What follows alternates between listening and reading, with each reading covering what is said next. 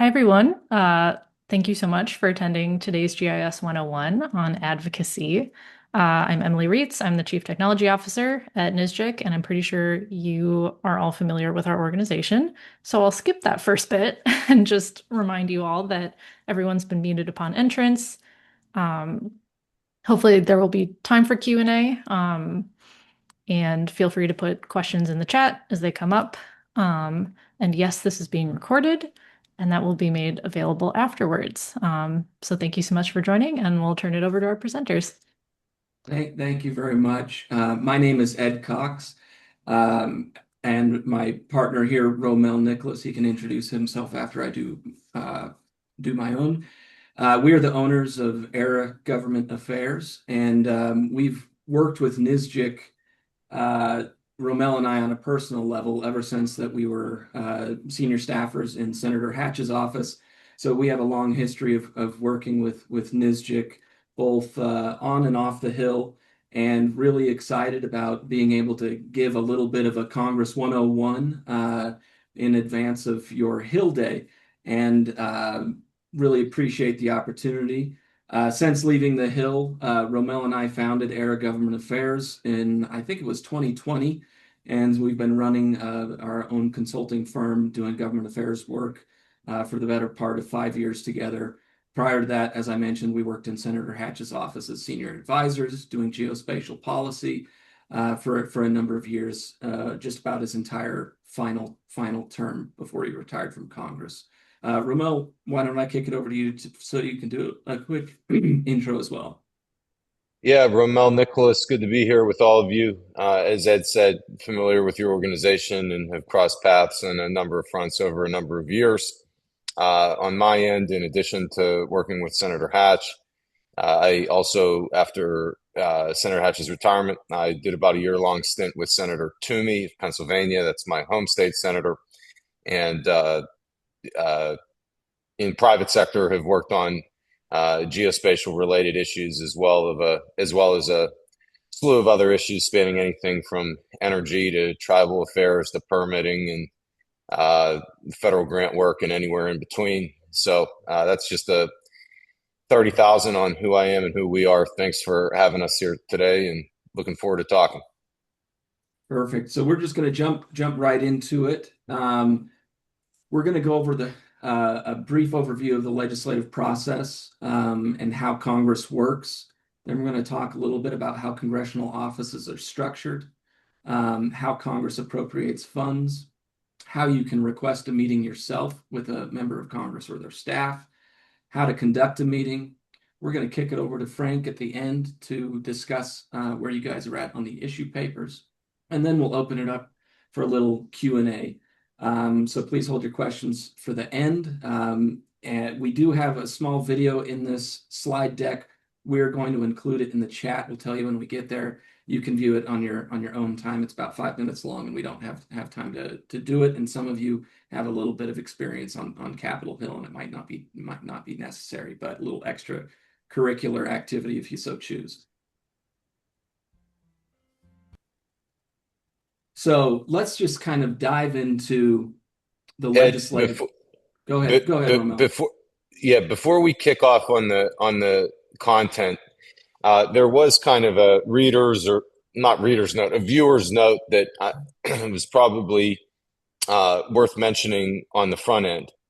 What that is for everybody's self-awareness and kind of general information as to how to brand yourself, how to think about yourself and your organization through the eyes of a congressional staff or office, is that fundamentally, when a congressional staffer meets with an outside entity, they are going to try to classify you into a particular bucket. Are you a governmental entity? Are you a tribal entity? Are you a nonprofit entity? Are you a stakeholder coalition, a trade association? They're going to try to fit you into one of those buckets. And that's going to inform how they brand and message you internally to their boss, to their chief of staff, should they decide to take any action on your behalf. Because, of course, from their end, they're trying to think, are we doing this is this a good governance ask? Are we doing something that's an ask on behalf of state governments or a coalition thereof? Or are we doing this on behalf of a private sector entity? They need to shape that in their mind. And one of the things that we talked about with the NSGIC team internally in terms of preparing for today is that NSGIC kind of enjoys this comparatively unique standing where it is an organization comprised of state governmental entities with an intimate and advisory role for the private sector. And the private sector and the public sector kind of work enmeshed together on various policy directives, so on and so forth. Now, drawing a point of comparison or contrast, other similar entities like the State Association of Wildlife Agencies, AFWA, or the State Association of Transportation Agencies, AASHTO, they don't have quite that same enmeshed relationship with the private sector. So the nature of NSGIC is going to be inherently uncommon, unique, or foreign to the eyes and mind of a congressional staffer. And it's for each of you and as an organization to internally determine how you want to brand or message that. But it will have a disarming effect in a good way to the congressional staffers if that is addressed in some way as you describe yourselves to the offices, so that they don't get put on guard if they're thinking that you are a state governmental entity and then hear about involvement from the private sector and then get confused by that or defensive or fearful that they might not want to do something on behalf of private sector interests, et cetera, et cetera. Naturally, that's going to be the sort of thing that you want to be even more mindful of in a Democrat office as compared to a Republican one. But just on the front end, wanted to kind of point that dynamic out, draw attention to it, and say that's something that may be worth noting in some form or fashion to your audience when you meet. And we can remind on this subject a little bit when we get a little bit later in the slides as well, and we go on the section on how to conduct a meeting. Ramel, you can bring that up briefly of here's where you should mention that kind of in the introductory side of things.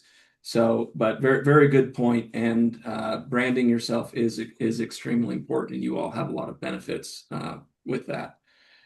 So to go back to kind of starting from the ground level and building a foundation here on the legislative process, having an understanding of how it works is important so that when you do go into these offices, you know what you're asking for, and you're not asking for something that's impossible. And just having a cursory knowledge of how the process works will help you be a little bit more fluent in these meetings. Now, with that said, you don't have to be an expert on the legislative process to be able to do these meetings.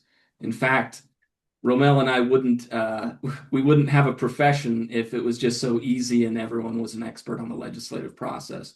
You just have to have a general knowledge of how it all works, and you can be a little bit more efficient. So from a 30,000-foot view, it starts with bill development, the legislative process. For example, when Romel and I started drafting the Geospatial Data Act back in 2012, a long time ago, we came up with a draft before this bill was ever introduced. We shared it with NSGIC and others, and we received comments.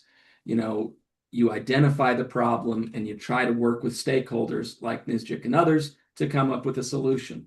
Once you kind of get it ironed out enough that you feel pretty confident it's ready for showtime, then that senator or representative can officially introduce the bill in the House or the Senate. And after that, the parliamentarians will read it. They will assign it to a committee of jurisdiction.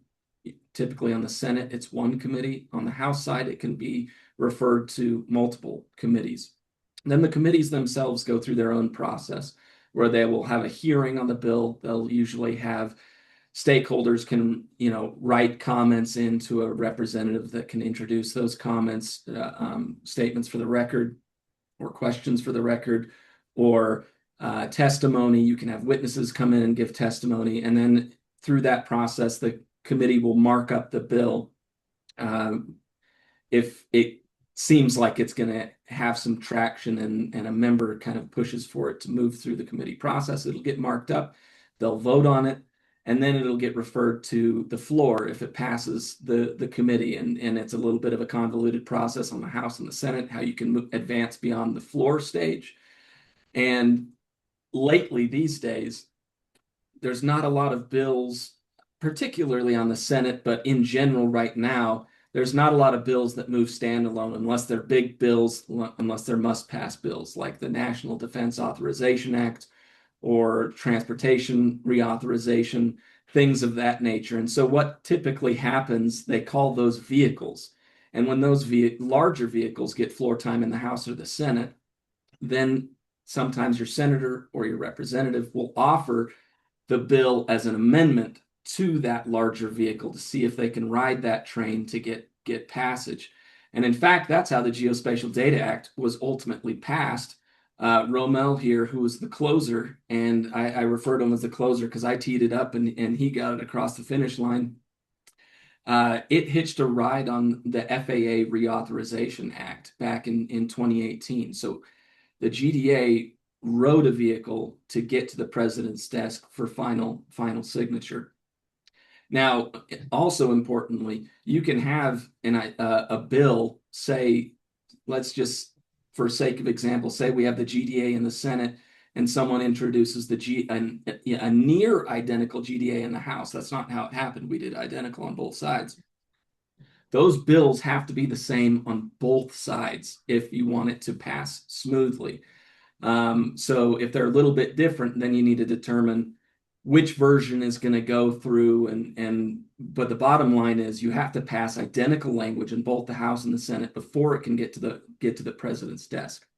Now, I won't go into a lot of detail on conferencing because this typically only happens on major items like the National Defense Authorization Act and things of that nature. But if the House passes a non-identical bill to the Senate, they can call for a conference committee, which is a committee that would then get together of representatives from both the House and the Senate to hash out the differences from the bill, send them back to the other chambers for another vote, and then to the president's desk, trying to achieve identical language passed on both sides. And then, of course, president will either sign it into law or veto it. If he does veto it, pretty much is dead unless you can have a veto-proof majority on a particular piece of legislation. Now, here's a more... Go ahead, Ramon. If I could add something, and I keep trying to think about this from the standpoint of folks that may be less familiar to the Hill. This is kind of on a lighthearted or a very top level note. I heard Ed use the word representative. Just so everybody's clear that formally in the Senate, you have senators, and in the House, you have representatives. And together, senators and representatives as a group are referred to as members of Congress. Now, due to colloquialisms or common jargon, the members of the House of Representatives sometimes get referred to as congressmen or congresswomen. Although, if you were writing a formal letter and you use the term members of Congress, that would be capturing both senators and congresspersons altogether. Just as a simple note that might add confusion, if not otherwise addressed, that is the formal way to refer to these different entities. And you'll see oftentimes in formal letters or in emails, if you refer to someone as a member, it's usually capitalized, and that's why they're referred to as members. But here's a really important slide because it directly pertains to your activities when you go to Hill Day. When we'll go over how to request a meeting, etc., and who you want to speak to. But the bottom line is 99% of the time, you're going to be meeting with staff. Sometimes you can get lucky and you can have a member level meeting. Don't feel bad if you don't get a member level meeting. In fact, the majority of Ramel and I and my work is with staff because staff are on the front lines They're the ones that are going to be vetting these ideas, these policies, these asks that you're going to Congress with. And they're the ones doing the work. They're the experts. They're the policy level experts. Now, a member level meeting is great too, because if you have a great meeting with a member, he can look at that staffer and say, help these people out. And it'll give them a little more oomph. But bottom line is you're going to be meeting most likely with one of these people on the screen. And I'm just going to kind of go over their roles so you know how an office is made up. From the bottom to the top, it starts off with a staff assistant. When you enter the lobby of a member's lobby, you're going to be greeted most likely by a staff assistant. Now, the staff assistant is kind of the lowest position, one rung above an intern, and they man the front desk, they man the receiving area, they answer the phones, and they can sometimes do a little bit of policy assistance to the LCs or the LAs. I'll go over them next. And sometimes they can sit in on a meeting if they're short-staffed and they are being just swarmed with meeting requests. Sometimes the staff assistants will actually take the meeting and then they'll pass the notes on to either the LC or the LA. But they are not typically the decision makers. They're support staff. A legislative correspondent is the next one up. And that's where Romel and I both got our start. Well, I shouldn't say that. Romel started as an intern, and was my best intern, and later blossomed into a wonderful staffer. But we both really cut our teeth as an LC, and an LC is legislative support staff. They assist the legislative assistant. A big bulk of their job is they're the sorry suckers that have to answer the hate mail that gets sent in to members of Congress. I don't know how many of you sit down and think, hey, I think my member of Congress is doing a great job today. I'm going to send them a nice thank you note. Typically, you get upset by something and send them in a note. And these are the guys that respond back. They do some policy work. They assist the legislative assistants. And there is a decent chance that you'll meet with an LC when you go to the Hill. But they do have a little bit more of a significant job, and they do work closely with legislative assistants. Now, the legislative assistant role is a little bit bigger. A legislative assistant has a portfolio of issues that they are the prime lead on for a member of Congress. Typically in the House, you'll have two legislative assistants and one legislative director.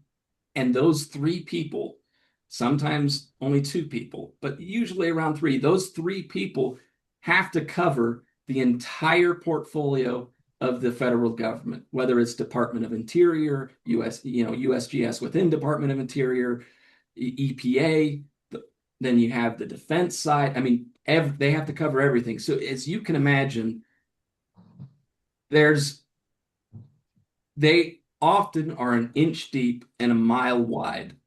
And so that's why they rely on folks like NSGIC to educate them on these types of issues, because they just have to cover so much ground. But any idea, any policy that a member pushes forward, whether we're asking them to sign on to a letter or introduce a bill or co-sponsor a bill, typically the legislative assistant will have to research the issue, write a memo for their boss, send the memo to their boss, brief their boss, get sign off from the boss. And so if you don't have the support of the legislative assistant, that that memo never gets written and never gets to the boss for an action to be taken. So it's a very important staffer to meet with.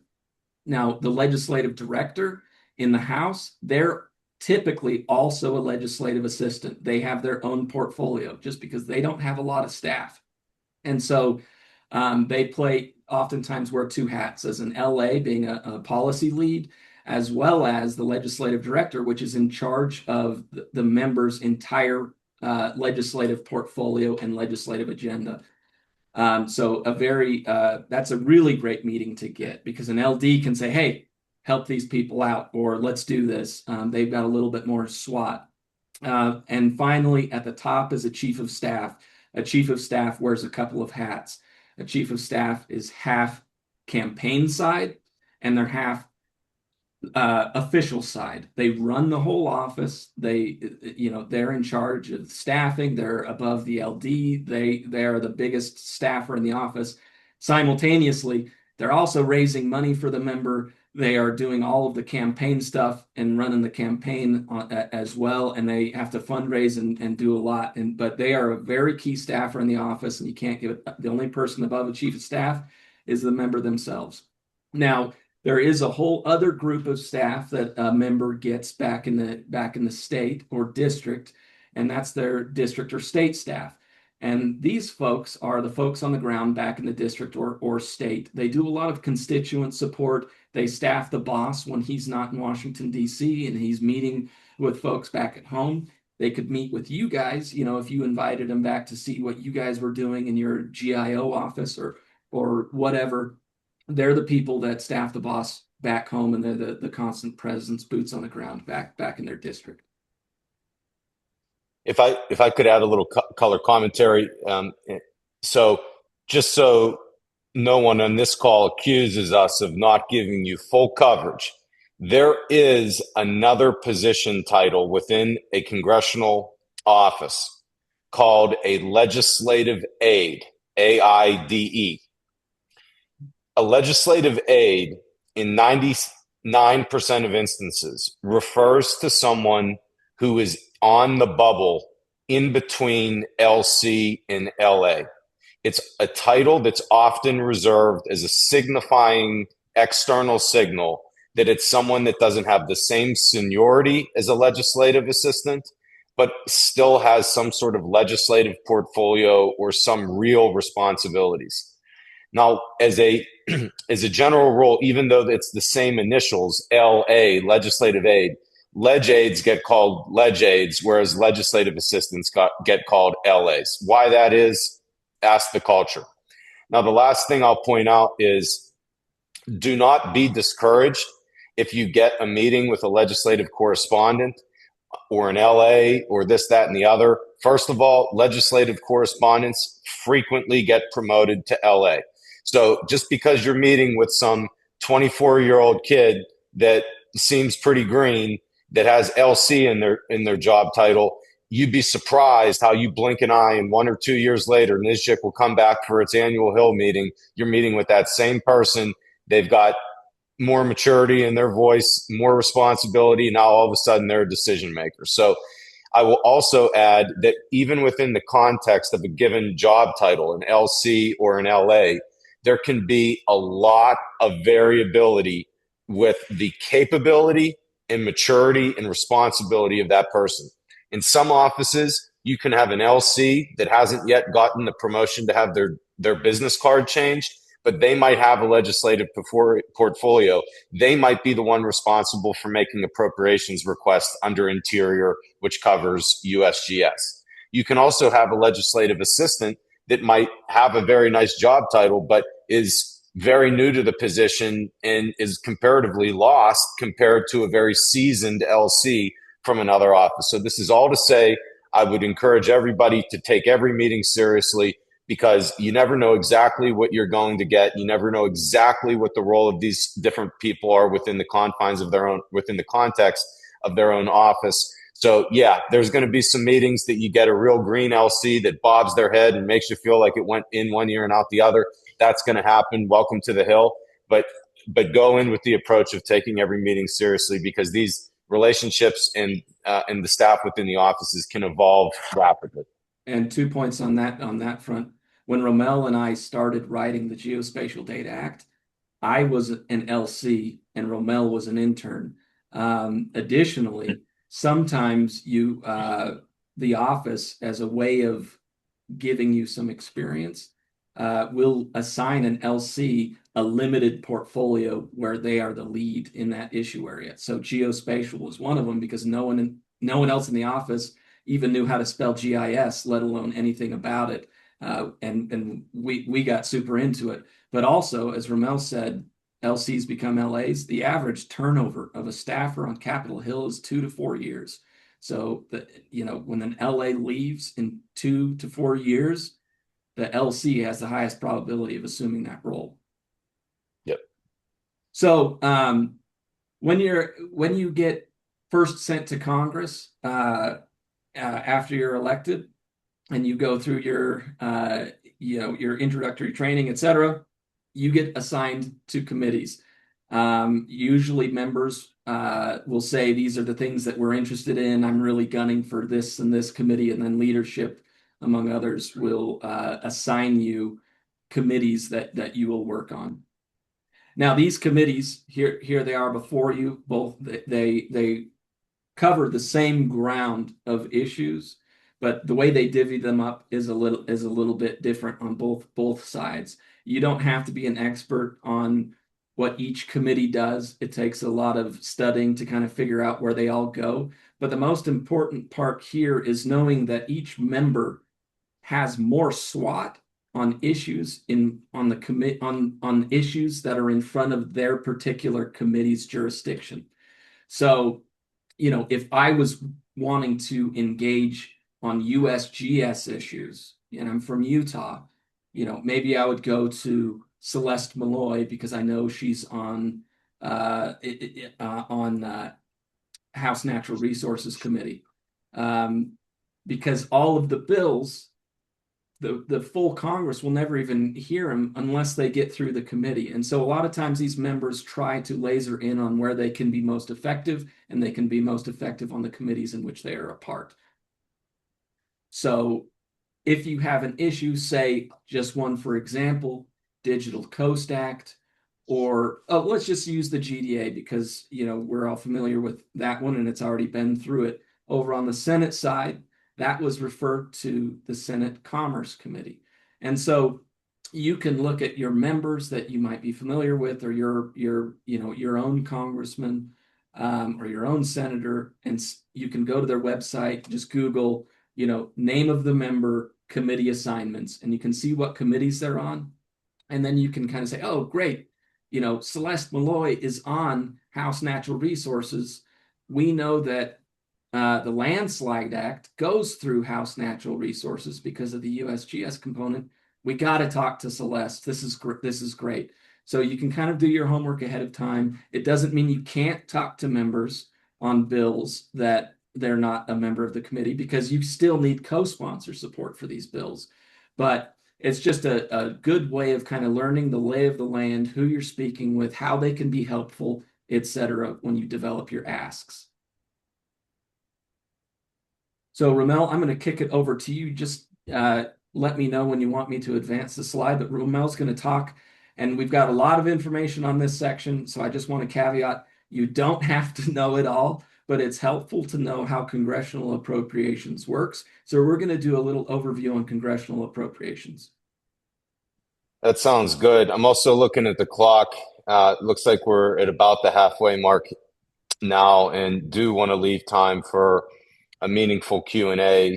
If there aren't a lot of questions, we can come back and expound upon some of the items that are going to be talked about here imminently. But forgive me in advance if this is a little bit of what we'd call driving a Ferrari through the Louvre, but going to try to hit the high points here and then keep it moving. So there are individual committees, as Ed mentioned, and within both the House and the Senate. By the way, if you might hear during your meetings on the Hill, people talk about the word bicameral. If you hear the word bicameral, that refers to something that is both House and Senate. So, bicameral legislation would mean there's an identical bill in the House and the Senate. Okay. So in any event, you've got an appropriations committee in both chambers, the House and Senate.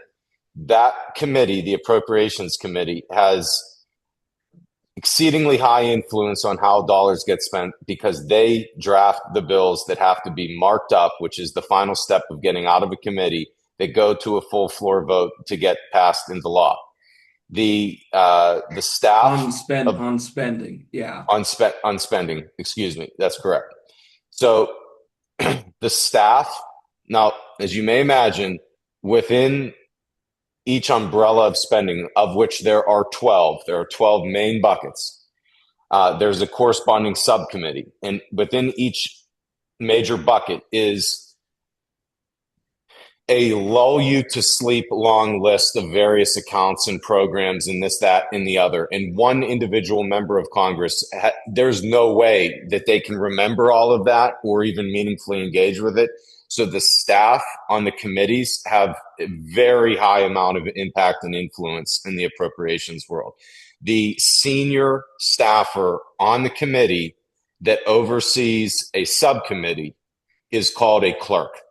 And a clerk has almost as much influence as an individual senator when it comes to how dollars are spent. Next slide, please. All right, going to go really fast here. Basically, this slide is only applicable if you are an individual or an entity that is actively seeking to make an appropriations request to an individual member. Let's say there's some bucket of funding that impacts mapping or geospatial this or that, and Something you want to like put the 3D elevation program. Exactly. Let's say you want to make that request. There's going to be a whole procedural sequence where you, first of all, each member is going to have an internal deadline where they have to aggregate the request of their constituents or external trade associations or state government groups or entities like NSGIC. They need to aggregate all the requests to them for a given year fiscal year cycle. They need to make hard decisions about which requests they're going to advance because they're inevitably only going to have limited political capital. And then they submit those requests to the Appropriations Committee, whereupon the clerk, as noted, will make the ultimate decision in consultation with their member about what gets in and what gets out. Think about it simply. These requests originate in the spring, as early as very late January, as late as mid-April. And the application window can be open in a rolling basis. Sometimes it's only open for 30 days. Each office is different and each application is different. Some offices are super informal. They'll say, oh yeah, we'll email you our template Word document where you fill in no more than 250 words and list the name of the thing you care about in 2 sentences on why it's important. Done. Other offices will have a Google form. Others, you have to go in with a login and through Senate OAM and create a login and a password and a verification email. There's a lot of variability there. All you need to know is that if you're interested in submitting something that is a spending request, there's going to be a deadline. There's going to be an application window that opens sometime in the spring, generally speaking, February and March, and there's going to be a deadline near April. And then you're going to have to make sure that you are doing so, engaging in that process accurately within the timelines, standards, and format of an individual office. So in very brief example, say I'm NSGIC, say I want the 3D elevation program to get more money because we want topographic data. Say Romel's the staffer. I would meet with Romel, and he's a staffer for Representative Malloy, and I'd say, we really think that the program needs to go from $35 to $40 million annually because of all of these important things we get from topographical data. Romel would, as the staffer, would say, okay, thank you for sharing that. We didn't know that. We'll, please fill out this form and we'll take it into consideration. We fill out the form.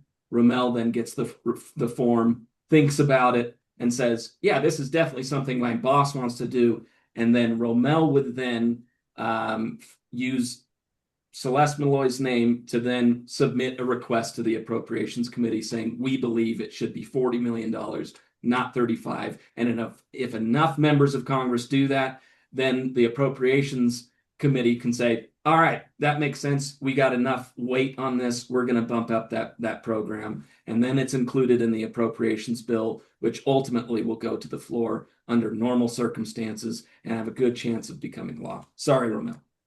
No, it's all good. And generally speaking, this kind of sequence, cadence, and format is applicable to the earmark world as well. It's a related kind of similar thing it's under the same umbrella, but it's a different, or what's the expression? Same church, different pew. We'll get there in a moment. Next slide, please. Okay. Given the context of this particular phone call and the fact that this is a lot of political theater, I'm going to go very quickly through what's called the budget request. Basically, before Congress kicks off its appropriations cycle, which is the thing we just talked about that begins in the spring, Immediately preceding that is the release by the president of what's called the president's budget. The president's budget is a document that is aspirational in nature, and as Ed likes to joke, gets immediately received by Congress and put into the nearest waste bin. It is political theater. There is some directionally informative points in data collection that can occur. You can see the things that the administration is recommending cutting or plussing up to kind of get an idea of what they care about. But in terms of the actual spend levels, it's just a chest puffing show by the administration to be able to put out flowery press releases about how much they care about something and get everybody ginned up about big numbers, about things they care about, or send a message that they're zeroing out things that they don't want. It's a way to signal the administration's priorities. Yeah. That's basically it. And you'll hear people mistakenly use the word the budget to refer to what's really the appropriations process. So just know that there is a thing called the president's budget, but it's an administrative thing. And also, to further confuse all of you on this call, there is a congressional budget committee, and the budget committee is the entity that's responsible for establishing the broad sideboards of how much money can be spent within one of those 12 appropriations categories, the budget cap, so to speak. And then once those are established, the appropriators take out their pens and start filling out what's actually going to be under each budget account. But let's keep it moving given our time constraints. Yeah, the key point is the president's budget request. Congress has the power. The person makes the decisions. Yep. So this is another one. We're moving fast, but basically there is a distinction between authorizing action and appropriation of funds. An authorizing bill is something that might say the Department of Interior is authorized to spend $370 million a year on geospatial data acquisition. It's something that might get a flowery name. It's a bill that broadly establishes the authority of the executive branch to take a certain action or to expend funding on certain eligible activities. But let me use a relevant example real quick, Ramel. Sorry to keep interrupting you. No problem. For example, the Landslide Act carried within it authorization for appropriations for the 3D elevation program to the tune of $40 million. It didn't appropriate money.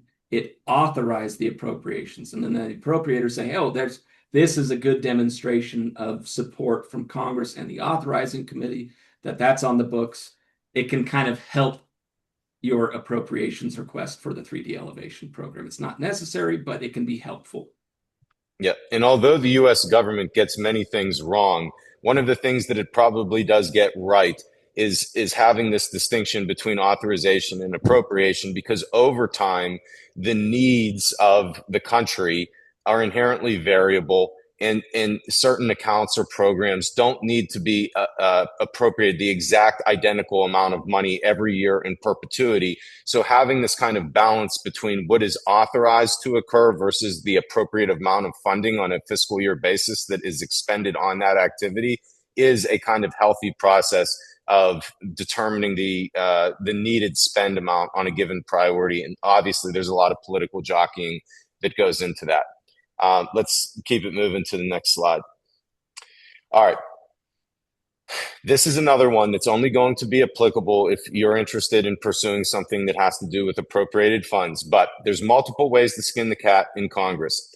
One way to get funding for something is to have a formal programmatic authorization, as Ed just mentioned, like the Landslide Act, and then to have sequentially an appropriation of funding to that authorized account, a formal programmatic and appropriated established program thing. Okay.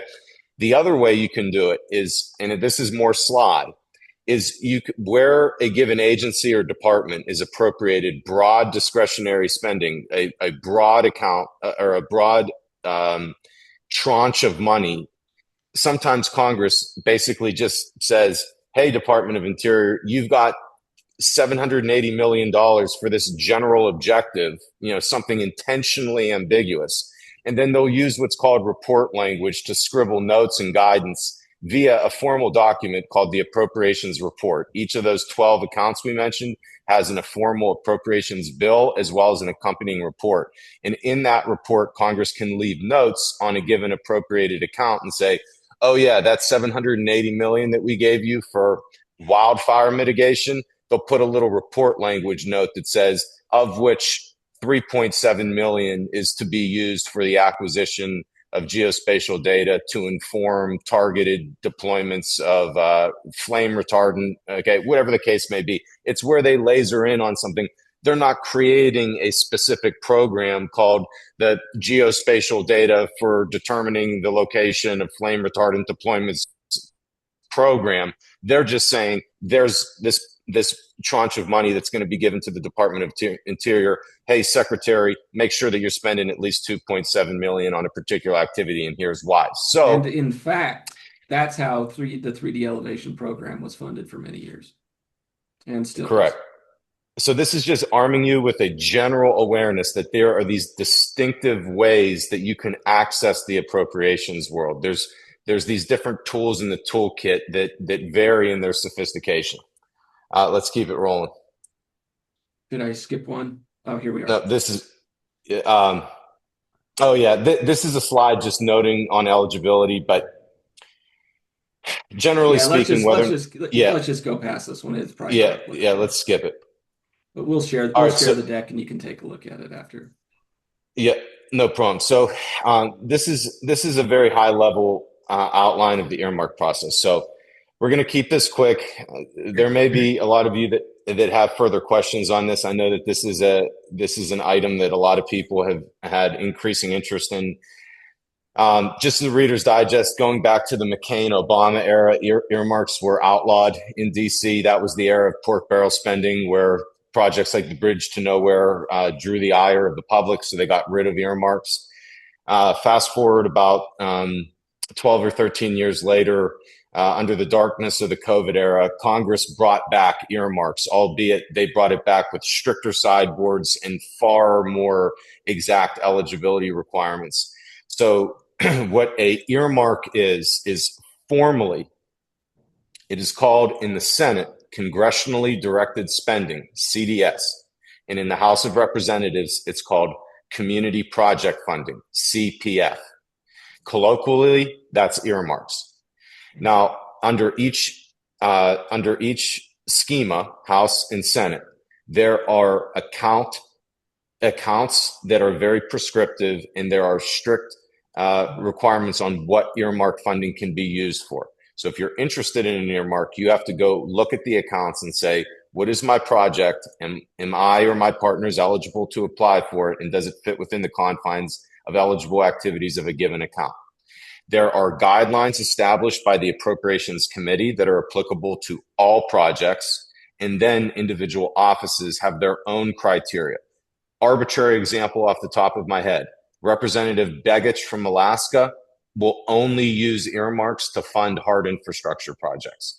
So if you're an entity in Alaska that has a project that is a non-hard infrastructure project, you may just be out of luck when it comes to your member of Congress. A note on deadlines, we've already talked about that. It's the same idea that there's a springtime portal opening where you would submit your project. There's a whole socialization process that you would go through. You would have to apply by a deadline, which is sometime in probably March or April. And then once you get your earmark submitted to an individual office, you will have to first get through the round of cuts as whether or not you made the list for that individual member. And then there is the list of all the member requests, the Appropriations Committee. Remember the power of those clerks we mentioned. The clerks make a round of cuts as to which projects get included in the committee's bill. Remember, there's 12 accounts, 12 bills. Each one of those 12 has a list of earmarks attendant to it.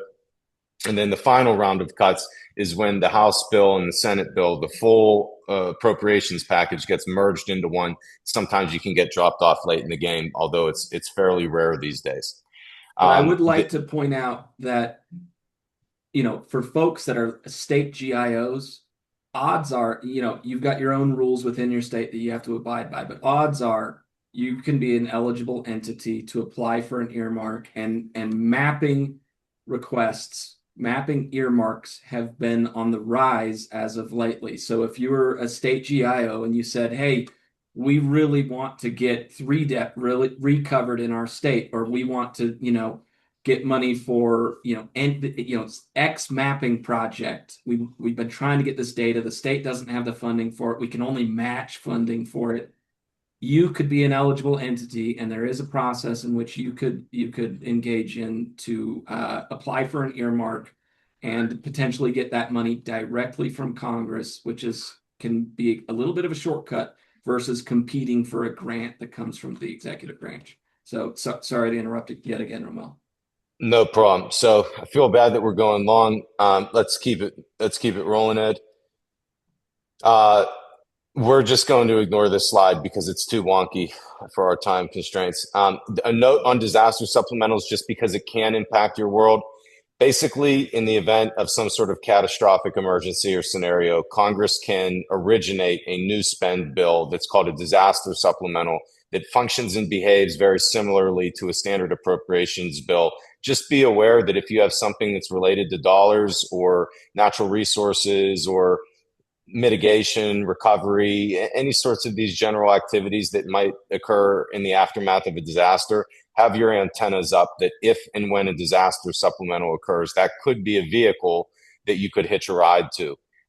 Not to be overly opportunistic in the event of tragedy, but we all live in reality, and that's something to be aware of. So And let's keep. mapping provisions do commonly ride on disaster supplementals, so it is something to be aware of, and it can help in recovery and mitigation from natural events. Correct. Given that we've Okay. got about 10 minutes, Romel, do you mind if Yep. we jump to how we conduct request and I was conduct just about meetings? I was just about to say I think we've covered the gist on appropriations, so let's move to the meeting stuff and happy to keep it quick. Okay. All right. So how to request a meeting? It's very simple. You remember the list of staffers that we talked about at the beginning of the presentation. You want a meeting with that office? It's very simple. Go to their website. Typically, they have a contact page, and sometimes you'll just encounter a form like submit a comment. You don't want that. You want to find their office locations, because when you find the button for office locations, you'll see a page like this. You look for the Washington, D.C. one, if you're going to be out in D.C., of course, and find their phone number. You're just going to call the front desk and say your ask is Digital Coast Act or whatever it is. You will ask the front desk. You'll most likely talk to a staff assistant, and you'll say, I'm just trying to get the email for the staffer that handles issues relating to the Digital Coast Act. And that staff assistant will say, oh, that's John Doe at mail.house.gov.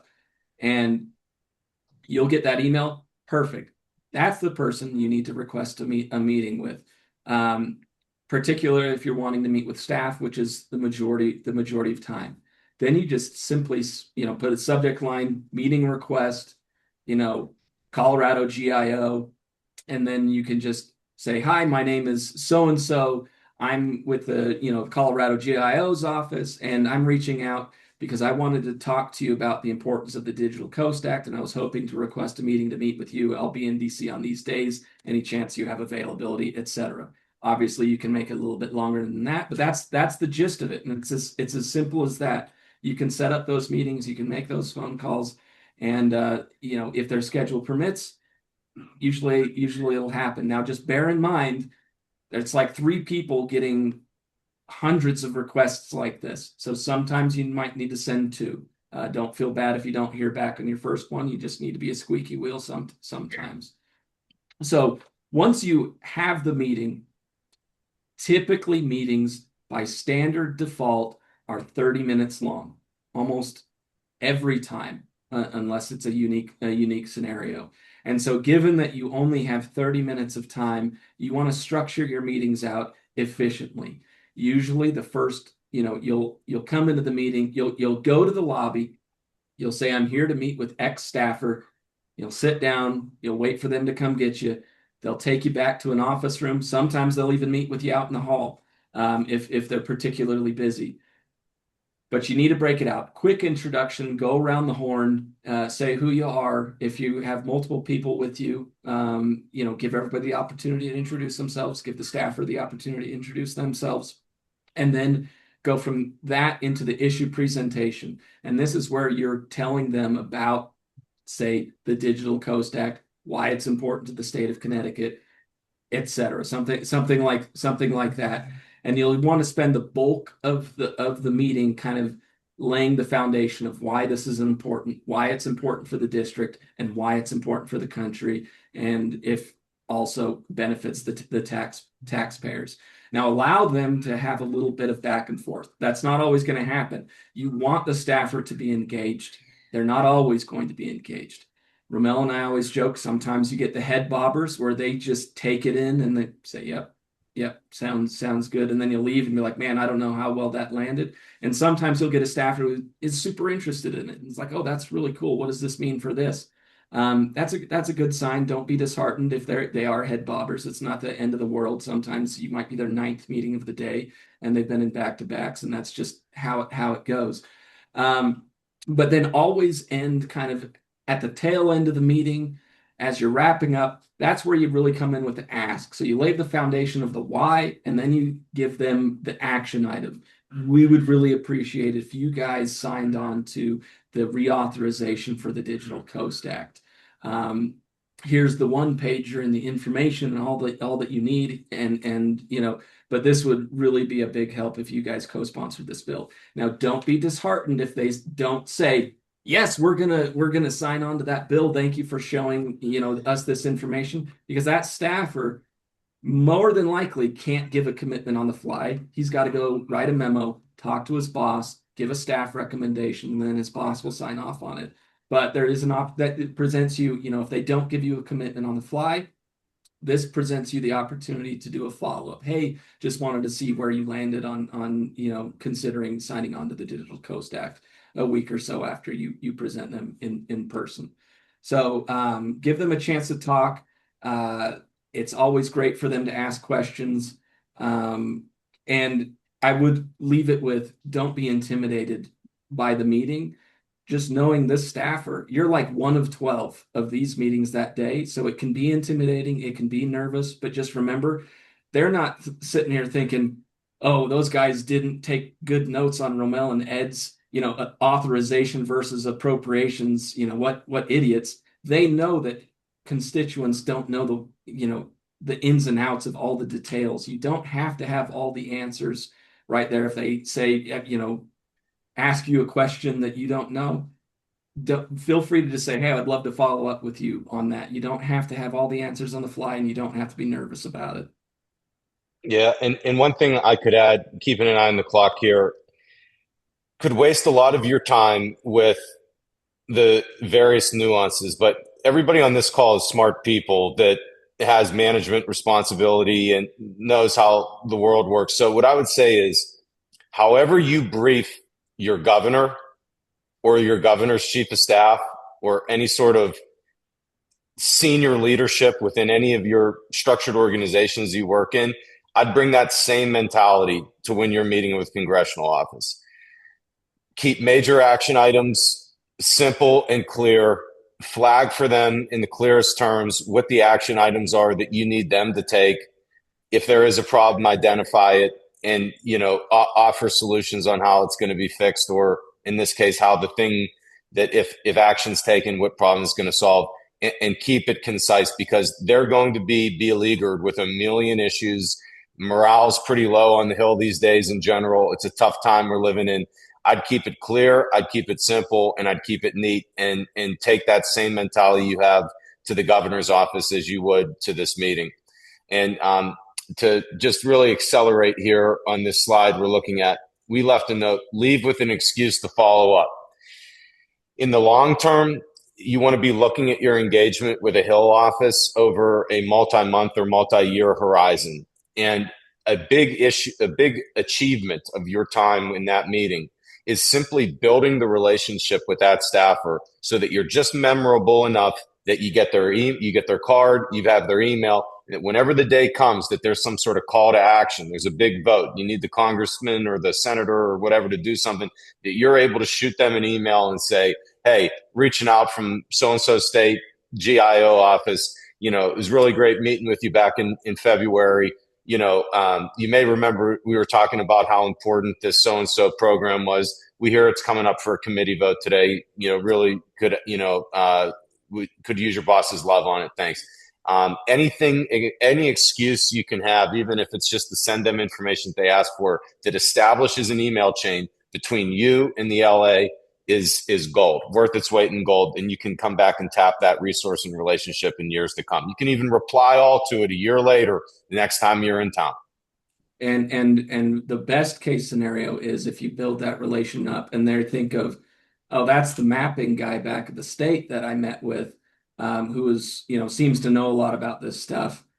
If a mapping bill comes up and say a company comes and requests additional money for, say, like the 3D elevation program, they can say, oh yeah, I met with the state GIO last year. Maybe I'll just shoot them a note and see what they think.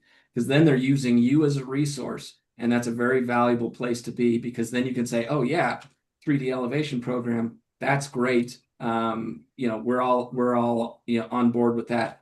It establishes you as an expert, and having them rely on you because they don't have the bandwidth to be an expert, half the time. It can be super, super beneficial. But Ramel hit it. It's about relationship building and the long term, not necessarily getting everything you want all at once. You're building a relationship so that you can be useful to them and they can be useful to you. So, Frank, kicking it over to you to talk about issue papers. I know we threw a lot at you guys, and we've got a little bit more, and we're happy to take questions for as long as you'll have us. Once Yeah, this is Frank's done. fantastic. That's right. I'll keep it really brief because everything we have to say here is just a teaser. We will support you and follow up with you within the NSGIC circles here. But we have 8 issue papers and 1 letter to pick from. I would not expect that in a half-hour meeting you would even touch a majority of these.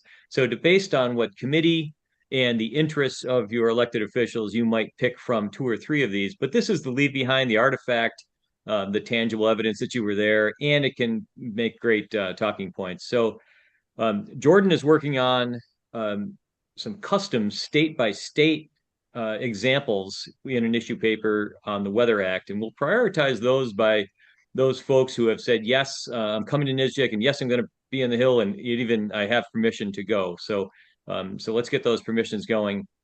Then we have an issue paper, which also the ask is support the Weather Act, but it's really focused on GPS and the GNNS space-based systems in the Weather Act, and the fact that we can't live, our economy can't exist a day without GPS and all the reasons why.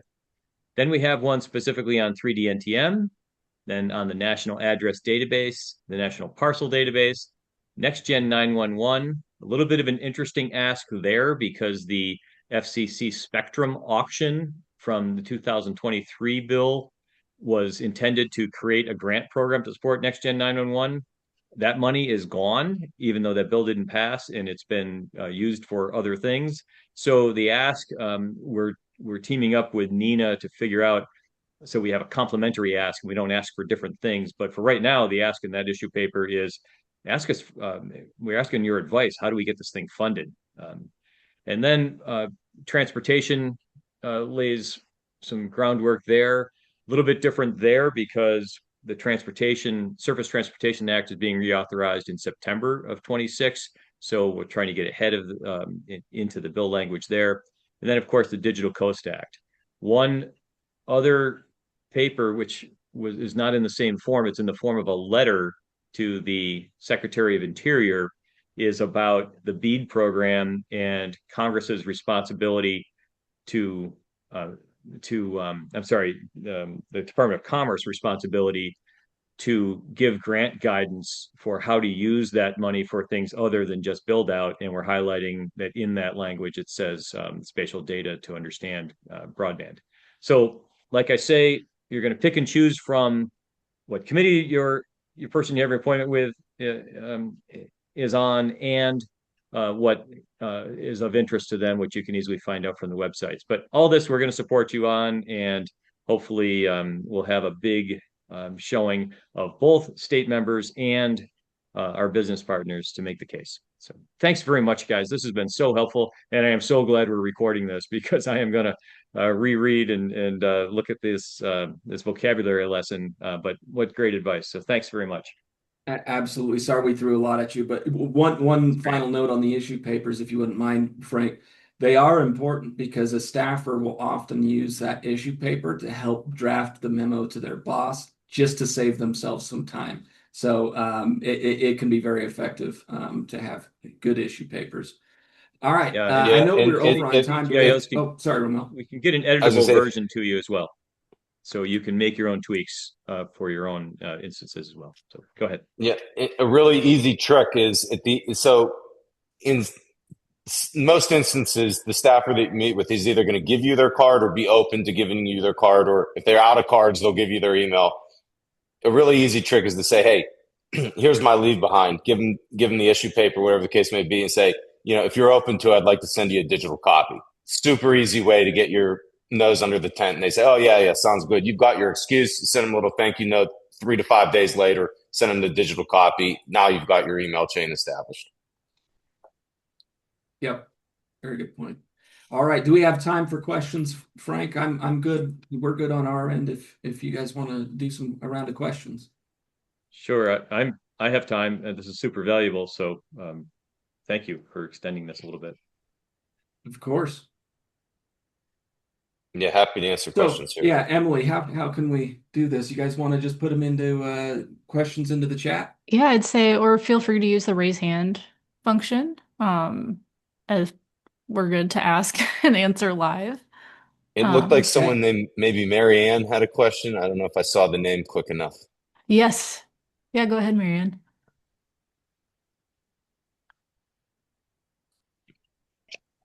Hi, this is very helpful. Thank you. I just wanted to know, you mentioned potentially working with business partners that we might have. So I kind of have two questions. One, does it make sense to try to go with a GIO from another state and maybe hit both states? So I'm in Indiana, maybe going with another GIO from a red state, maybe that would be helpful. And then the second question is, if there's an opportunity to, would it make sense to go with somebody from the private sector together, or is that something we should avoid? In terms of like attending a meeting or doing a earmark request. I don't know what I'm going to ask yet when I go. I do have permission Okay, to you just go, mean actually but go to a meeting? yes, yeah, Yeah. when we're scheduling meeting that last week of February. Yeah, it can make a lot of sense. And, in previous associations that I've represented, a lot of times we kind of broke it up by geography. It certainly doesn't, I don't see any problems with going with someone from the private sector. It just shows more support. And yeah, so if you don't have like a ton of meetings, or if you do have the time, you can just tag along and hit the Indiana ones. What I would say is, as well as another state, what I would say is pick a lead of who's going to lead the meeting ahead of time. Obviously, the constituent connection is very important. And so if you are from Indiana and you're meeting with the Indiana representatives, have the Indiana GIO be the one that's running the show there. But I'll still allow everyone to kind of go around the horn and say why they're there and who they are, and et cetera. But yeah, it makes perfect sense, and there's nothing wrong with that. Thank you.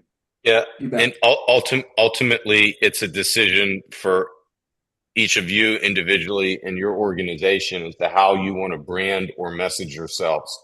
But in one of the lead up meetings to today's call, the point had been made that one way to attack a complex issue with simply the presentation of facts is to say that NSGIC is comprised of state level or state governmental entities that have voting rights in determining the policy objectives of the organization.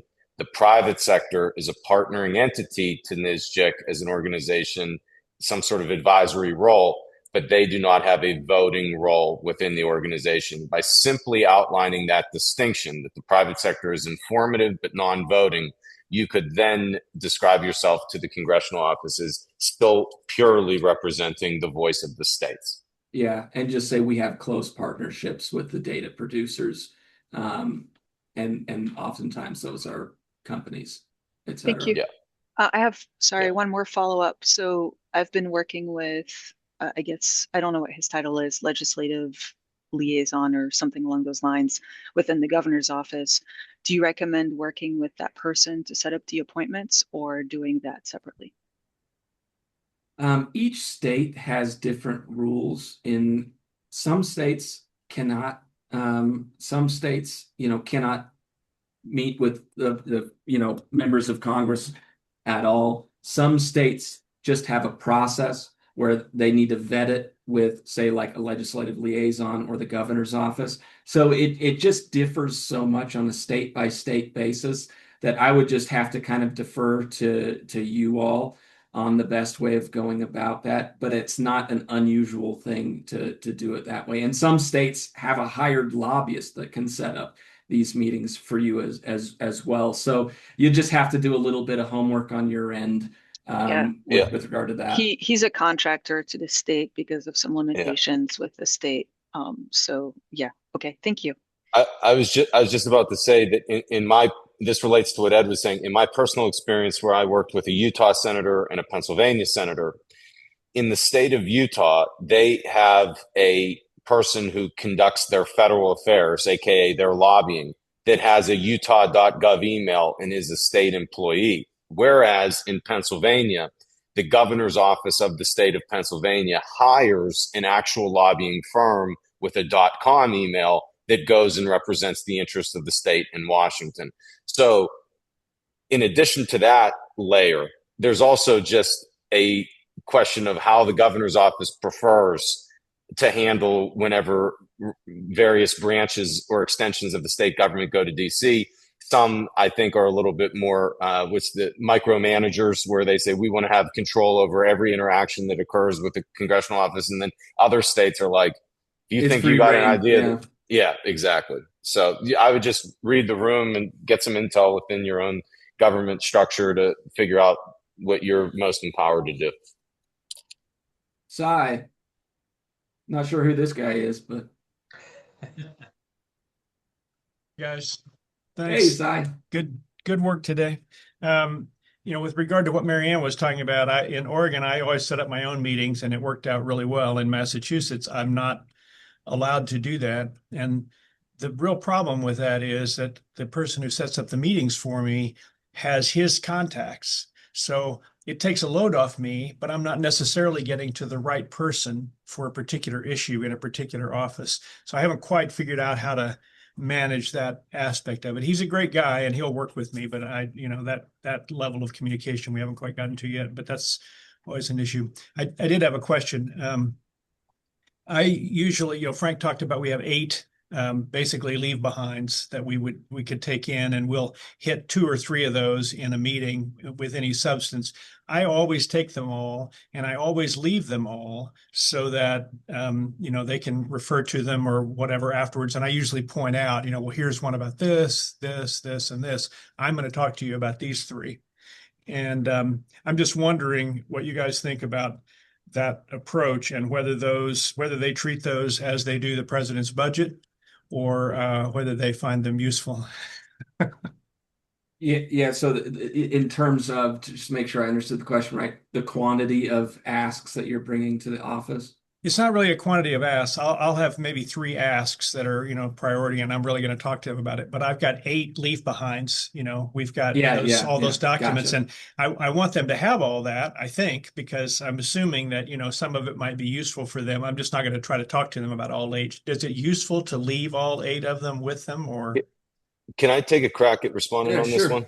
sure. Yeah, I would just say, Sai, that there's going to be an inherent filtering mechanism or process that's going to inform that sort of leave behind strategy for you or anyone else.